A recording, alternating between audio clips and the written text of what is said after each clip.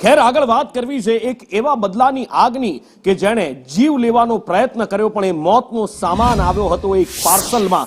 જી હા, સાંભળીને નવાઈ લાગે, કદાચ એક નજરે એવું લાગે કે આતંકી હુમલો થયો હશે, પણ આ બદલો લેવા માટેનું કાવતરું રચવામાં આવ્યું હતું અમદાવાદના સાબરમતીના આઈઓસી વિસ્તારમાં કે જ્યાં એક વ્યક્તિના ઘરે હાઈકોર્ટમાં એક વ્યક્તિ બળદેવભાઈ ક્લાર્ક તરીકે કામ કરે છે, તેમના ઘરે પાર્સલ મોકલવામાં આવ્યું। પાર્સલ હજી તો હાથમાં જ હતું અને ત્યાં જ એ પાર્સલમાં બ્લાસ્ટ થયો, પ્રચંડ બ્લાસ્ટ થયો કે થોડા સમય માટે ત્યાં ઉભેલા લોકોને કંઈ જ દેખાતું બંધ થઈ ગયું હતું। અને જ્યારે પૂછપરછ કરી તો ચોંકાવનારી વિગતો સામે એ આવી કે આ બદલો લેવાની આગ હતી, છૂટાછેડાનું બંદૂક હતું અને બળદેવભાઈને પતાવી દેવાનો આ પ્લાન હતો। એટલું જ નહીં, જ્યારે એ આરોપી જેના દ્વારા બોમ્બ મોકલવામાં આવ્યો હતો એના ઘરે પણ તપાસ કરવામાં આવી તો ચોંકાવનારો ખુલાસો થયો।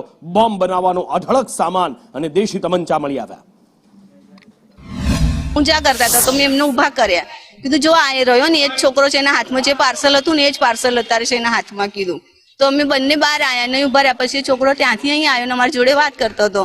પછી આમણે કીધું કે કોણ સુરેશભાઈ, કે હું સુરેશભાઈનું ઓળખતો નથી, એને કયા સુરેશભાઈએ મોકલ્યું છે, કયા સુરેશભાઈ, તું ફોન કર કે એમને, કે મારો ફોન રિક્ષામાં રહી ગયો છે, કે કઈ રિક્ષા લઈ આવી કે રિક્ષામાંથી, કે તો રિક્ષા જતી રહી કે।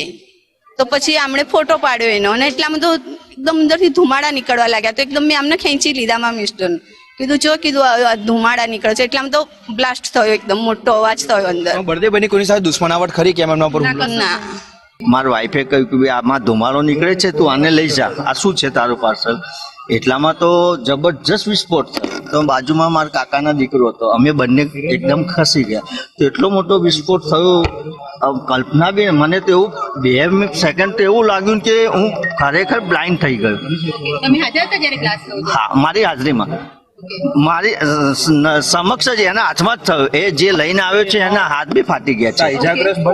એ ઈજાગ્રસ્ત મારા કાકાનો દીકરો છે, જે બોમ્બ લઈને આવ્યો હતો એ બી ઈજાગ્રસ્ત છે, એ પણ ઈજાગ્રસ્ત છે।